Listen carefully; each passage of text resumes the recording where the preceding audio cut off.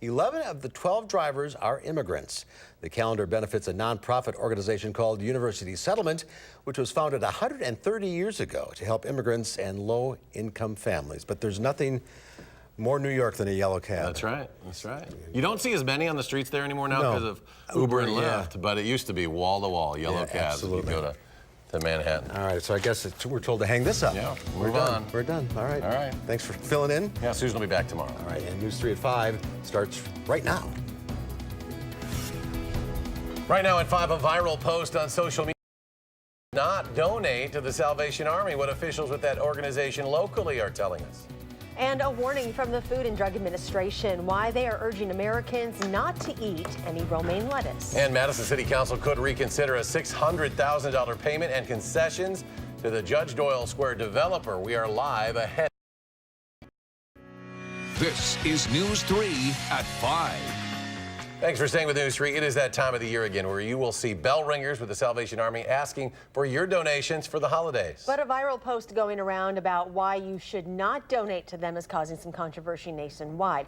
Jamie Perez joins us now with what that post is saying and what the Salvation Army is saying about it. Jamie? That's right. So the Salvation Army tells me that they've dealt with this type of thing before. It's something that they're calling a myth and a rumor. Just for some context, this is the post that's going around. It's basically saying the Salvation Army discriminates against people within the LGBTQ community, citing specific examples of how they do so. Now, while there are Salvation Army chapters around the country, I asked the executive director of outreach here in Madison for his thoughts if he's seen any of that within Dane County. He says he hasn't, and that he's actually worked with them to educate them on being more inclusive, and that they've been very receptive and progressive over the years. Now, while that may be the case here locally, he said he can't speak for any instances that have happened elsewhere.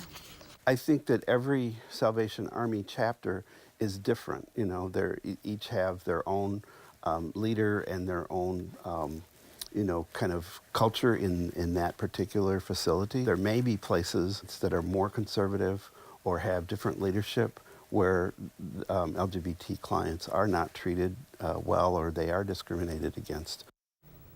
I also spoke over the phone with the staff at the local Salvation Army. While they didn't want to do an on-camera interview, they did say the things claimed in the post are not true. They say it hurts not only the Salvation Army's reputation, but it also harms those in the LGBTQ community by not seeking help from those willing to help them based on their false conceptions. The Salvation Army's webpage have also addressed these claims. I'll show you what they're saying tonight, coming up at 6. Jamie, thank you. School officials and law enforcement are investigating in Lake Geneva after 2 schools ended class early today due to a threat. All students at Badger High School and Lake Geneva Middle School had to be off school grounds by 2:30.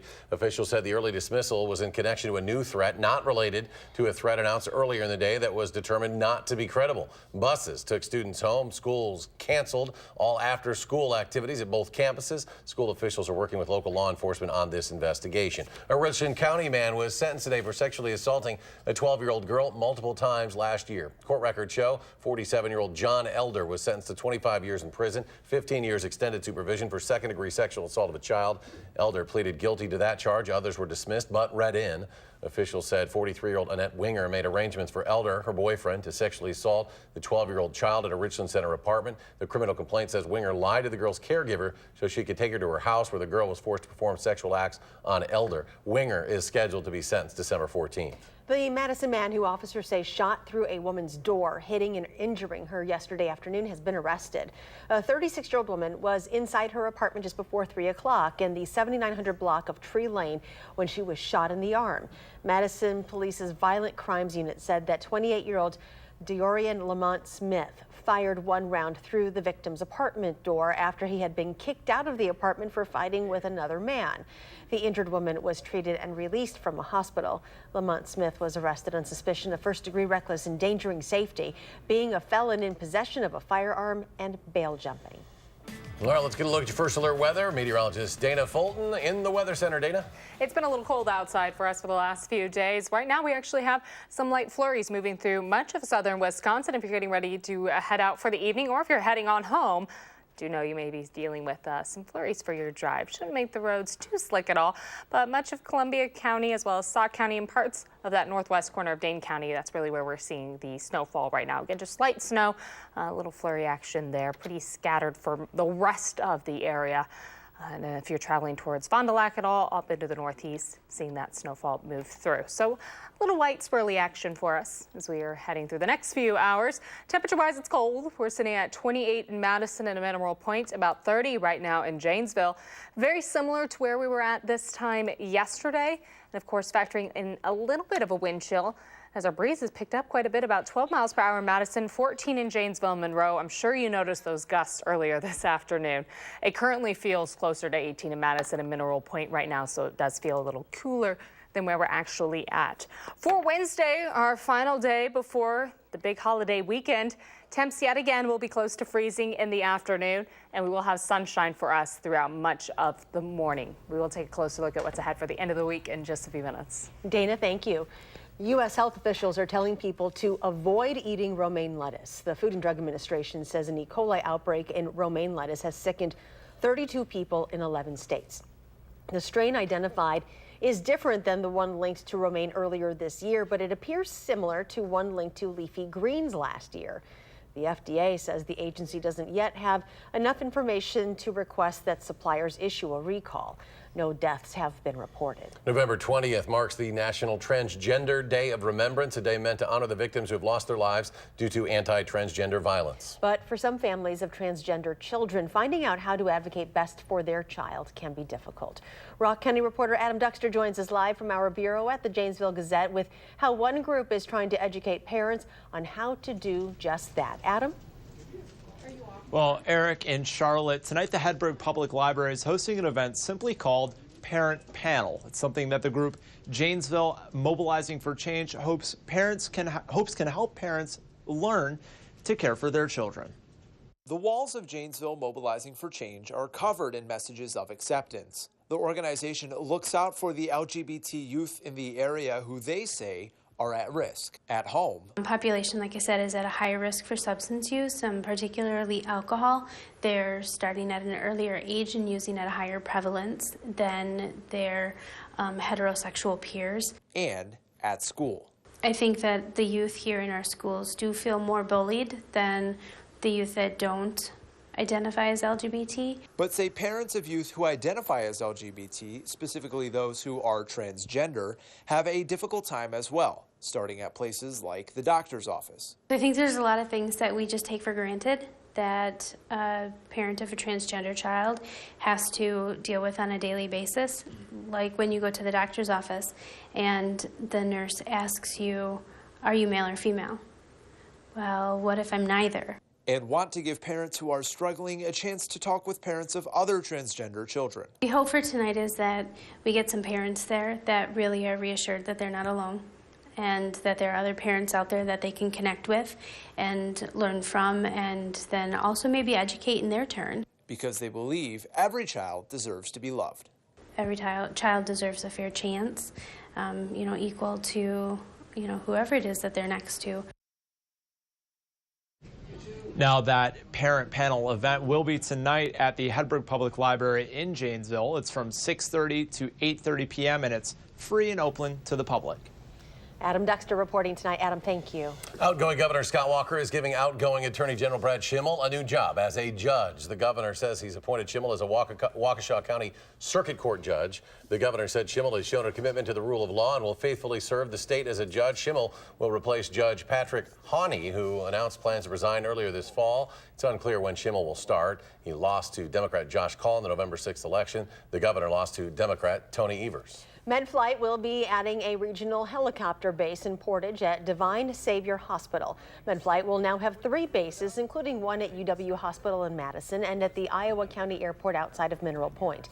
Compared to flying from Madison, response times will be reduced by 20 minutes with the Portage helicopter.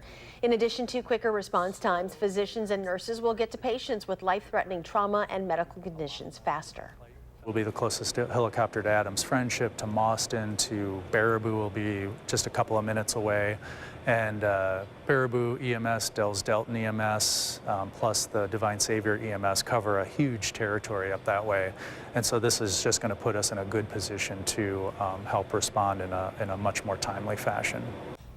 The Portage base is scheduled to start operating in summer 2019. The city of Madison could face a $40 million lawsuit over the Judge Doyle Square project. The project has stalled over a disagreement between the city and developer. News 3's Keely Arthur is live at the City County building with those details. Keely? Well, the city has to make a decision tonight, pay the developer what it wants or face a $40 million lawsuit. Now, this is all over a piece of the project called the Podium. The city is planning to build it and own it, but Beitler doesn't agree, saying they own that aspect of the project. Beitler wants the city to pay $600,000 in order for the city to own it, but the city has voted twice not to pay that money. The city is once again voting tonight at council to reconsider that decision. Now, this is a big deal because if they vote not to reconsider it, that means their current decision to not pay the money stands. Beitler is then threatening a $40 million lawsuit in damages, and this could jeopardize the entire Judge Doyle Square project. Keely, thank you. As holiday shopping gears up this week, Goodwill of South Central Wisconsin is offering freshly cut trees thanks to a donation from the owners of a Christmas tree farm in the town of Hancock. The owners of the farm in Waushara County purchased that land to build a home for retirement, realized it was also a tree farm. So for the second year in a row, they decided to donate the trees to Goodwill. Goodwill is a place where you can find really unbelievable values pretty much any day of the year. So I think for a lot of people, this makes Christmas a little simpler for them, maybe a little less stressful for them, and we're happy to be able to provide it. Last year, the trees were only sold in one location, but this year there will be 6 participating stores: Goodwill Easttown, Goodwill Monona, Goodwill on the north side, Goodwill Portage, Stoughton, and in Verona. On Verona Road, I should say, we'll all be selling those freshly cut trees for just $19.99. The Janesville Rotary Botanical Garden will celebrate the beginning of the holiday season this Friday. Officials say this year's show will be the biggest ever, with over 500,000 lights decorating the 20-acre campus. The route pedestrians travel through the garden is different this year, and it will be the first time including the garden's new wellness garden, which opened in July. Doors will open for the kickoff event Friday at 4:30 p.m. The last tickets will be sold at 8:30 and lights go on at 9 o'clock. Tickets are $5 and can be bought either online or in person. Tomorrow will be one of the busiest travel days of the entire year, both by car or by air. AAA says it's expecting the highest travel volume in 13 years since 2005. Officials say in Wisconsin, 999,000 people are expected to hit the roads. That's about 5% more than last year. Meanwhile, 93,000 more will travel by air, about 6.5% higher than last year. AAA credits the increase to higher wages, a more disposable income, and rising levels of household wealth. Everyone needs to be a little patient with each other, expect some delays, plan for delays, and hopefully we'll all get safely to where we're going. AAA expects to rescue nearly 360,000 motorists at the roadside nationwide this Thanksgiving. Officials say make sure your car is up to date, the latest maintenance, so you're ready to hit the road. More to come on News 3 at 5. Up next, Ivanka Trump receiving some backlash after using her personal email for government work. And what the president is saying about the United States' relationship with Saudi Arabia following the murder of a Washington Post columnist. Let's take a look at the markets on this Tuesday. It's not good. The Dow off more than 550 points. The NASDAQ lost about 120. The S&P down almost 49. We'll be right back.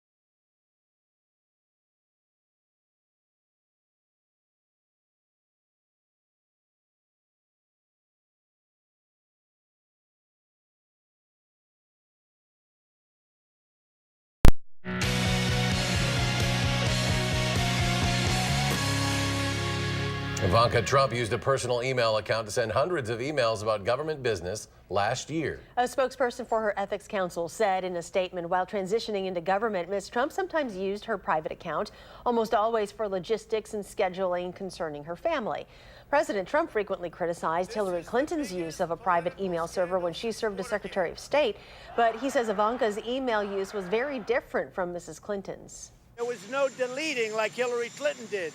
There was no servers in the basement like Hillary Clinton had. You're talking about a whole different, you're talking about all fake news. She claims she didn't know the rules, and I'm not sure there's anyone in the country, let alone the Trump family, who can claim they don't know the rules on government email. Some of Mrs. Clinton's emails were later deemed classified. We don't know if the same is true for any of Ivanka Trump's emails. And President Trump says he is not willing to jeopardize the U.S. relationship with Saudi Arabia over the murder of Washington Post columnist Jamal Khashoggi. CBS News has confirmed the CIA has intelligence indicating that not only did the Crown Prince have knowledge of the killing at the Saudi consulate in Turkey, he ordered it. President Trump said he was standing with Saudi Arabia because of the kingdom's agreement to spend and invest $450 billion in the U.S. and Saudi Arabia's help in the U.S. fight against Iran. The Democrats are calling for a suspension of arms sales to the kingdom. The Trump administration has imposed sanctions against 17 Saudis known to have been involved in the murder. Police are trying to figure out the motive behind a shooting at a Chicago hospital that left 4 dead. Chicago police identified the gunman in yesterday's hospital shooting as 32-year-old Juan Lopez. Witnesses say he argued outside Mercy Hospital with his ex-fiancée, Dr. Tamara O'Neill, before he killed her. Lopez then ran inside the hospital, where police say he killed a resident pharmacist, Dana Less, and Officer Samuel Jimenez during a shootout. Staff at the hospital recently went through active shooter training. Some workers risked their lives to help patients. I couldn't leave them because they were, disabled. It was just tough. I would rather put myself in harm's way than to let them get hurt. Lopez was killed in the shootout. It is unclear if he shot himself or if police killed him. Well, we know many folks have already hit the roads to see family for the holidays, and we're hoping that the weather will cooperate, even if the traffic won't always cooperate. Dana Fold? Sometimes traffic gets a little blocked up. The good news, Mother Nature isn't going to cause any delays for us. If you're getting ready to hop on the roads, just know it is going to be a little cold outside for us this evening. There is a bit of a breeze also. If you step outside, you are certainly going to notice that. Overall today, we actually did get a bit of sun. Looking at our visible cloud track, it wasn't overcast for much of the day. Of course, that day just getting shorter and shorter for us. The sun sets now close to 4:30. Our Doppler track right now, though, is showing off some snow flurries for much of Columbia and Sauk County, parts of Dane County as well, moving it here into Madison. I do not see any snow flurries currently. That doesn't mean that they're not right where you're at. So do keep that in mind as you're getting ready to step outside, not expecting any additional accumulation on top of the trace amounts we do currently have in southern Wisconsin, but you may see a few snow flurries or snowflakes swirling around. Overall, that front is off to the northwest right now. It's going to slide southeast for us tomorrow. Not really expecting any precipitation along with that. Our next major weather maker is going to hold off until Friday evening. So breaking down our future track just a little bit, plan on a mostly cloudy sky for us tonight. Temps, of course, dropping to the low 20s overnight. It'll be cold. Heading into Wednesday, though, we'll get some sun in the forecast. That's good news for us. Partly sunny skies for your Wednesday. Temperature-wise, we will be close to freezing yet again. So temps will be in the low 30s for us for the last day before the Thanksgiving weekend really kicks off. As we move into Thanksgiving, of course, that's the forecast we really want to know about. Plan on a mostly clear sky for anywhere south of here, and then a variably cloudy sky from Madison on north, becoming mostly cloudy up to the northern edge of the state. Overnight into Friday morning, it will be mostly cloudy. This is Friday at about 9 o'clock in the morning. So if you're out Black Friday shopping, it'll be cloudy, but you will still be dry. By Friday evening, though, those shower chances are going to move in. They may mix with a little bit of snowfall overnight into Saturday, as temperatures will drop close to freezing, but we're not expecting a major snow event, more of just a rain event for us. Temperature-wise throughout the day on Thanksgiving, overall actually pretty similar to today, just a few degrees warmer. So early in the morning, anyone waking up early to take care of the turkey, temperatures will be in the mid to low 20s. By about noon, we'll be close to freezing, and then throughout the afternoon, playing on the mid to low 30s. So as long as the little ones are wrapped up in jackets, send them outside. They can play football. You're good to go. High temps close to 36 for us in Madison. Any travel plans tomorrow? If you're not on the road and you're hitting the friendly skies, out of the airport, things look mostly okay. A bit of a delay in the morning for Boston, but a lot of the major cities, the metropolitan cities, looking okay for us right now. If you're looking for a little warmth, Miami's where it's at. Otherwise, we are going to stay below average or likely below average, even as we expand out into that 9 to 10 day period. Right now, downtown's fairly mellow. A little bit of lights out there right now. Gorgeous lights actually on Saturday. It was downtown. Temperatures today barely getting close to 30, and our lows this morning in the low 20s. We're about 24, what we're expecting for us overnight, with that freezing drizzle and flurry chance just for the next few hours. Tomorrow afternoon, plan on temperatures close to freezing yet again for Wednesday, again with some sun in the forecast for the afternoon. Thursday will be in the mid 30s with some sun. It will be a little breezy outside though. And by the end of the week, there's that shower chance coming in later in the day on Friday, with the potential for a bit of a mix overnight. Shower chances continue into the weekend. Temperatures get so close to average, and then we drop yet again a very cold start to next week as we fall back into the 30s. Speaking of hitting the roadways, take a look at our first alert traffic update right now. 39 and 90 was completely blocked up this time about an hour ago. Accidents both north and southbound. Right now, it's just a bit of a delay for us. Downtown Madison, we just have the delays, of course, along the Beltline. But if we do go down just to the east and south of Janesville there, 39 is still fairly backed up. But the accidents there, again, both north and southbound, have been cleared, so the lanes are all open. Southbound side, though, only moving in about 15 miles per hour. So from Verona Road to John Nolan will take you about 15 minutes. From John Nolan to 39, just 5. And then University Avenue to Verona Road, 9 minutes. So right now, drive times look okay for us throughout much of Madison. Please, of course, exercise quite a bit of caution if you plan on getting on the roads tomorrow or Thursday morning. There's going to be a lot of folks driving around. Yeah, that Janesville stretch was a total gridlock an hour ago. Completely, yes. So that looks like that's cleaned up. Nice to see some movement there. Yes, a little bit. Thanks, Dana. Still ahead at 5, the U.S. Public Interest Research Group releasing its list of dangerous toys for 2018. We'll tell you which products made that list after a short break.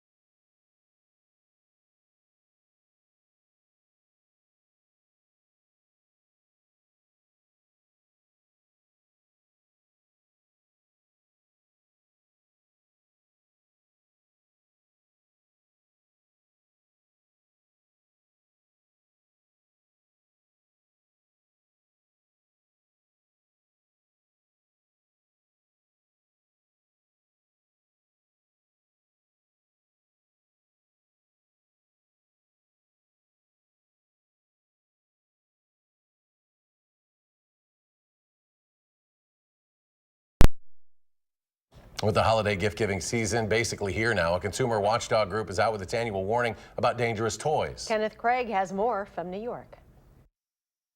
Small magnets, balloons, and slime top this year's Trouble in Toyland report from the U.S. Public Interest Research Group. Ahead of the holidays, the Consumer Watchdog Group tested 40 potentially hazardous toys and declared 15 dangerous to children. You shouldn't have to be a detective. You shouldn't have to worry that the toy you're giving a child might be toxic or dangerous.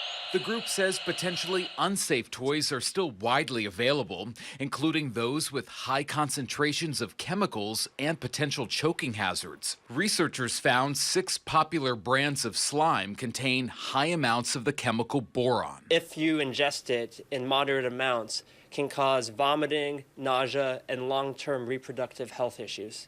In order for a child to consume 45 grams of boron, they have to eat like 2.5 pounds of slime. Ken Sider is with the Toy Association, a trade group that represents toy makers. He calls the list deliberately misleading and notes the U.S. has some of the strictest toy standards in the world. Is the toy industry committed to making sure toys are safe? Absolutely. Researchers found 87% of latex balloons sold on Amazon don't have legally required warnings about choking hazards, and the group also urged parents to avoid buying these tiny rare earth magnets. Swallowing more than one of these can rip through stomach lining. Both the toy industry and researchers agree, despite these concerns, toys are safer than ever before, thanks to decades of work by safety advocates. Kenneth Craig, CBS News. Another check of your forecast when we return. Stay with us.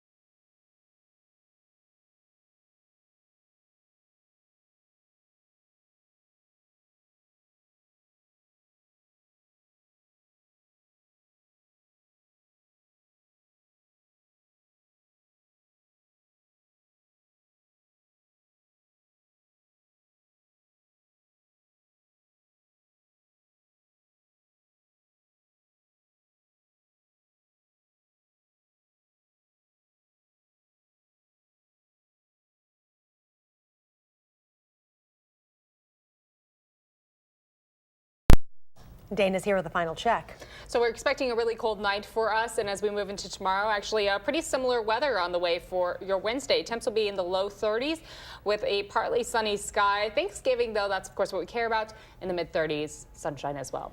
All right, we'll have more updates in 30 minutes on News 3 at 6. Stay tuned for the CBS Evening News.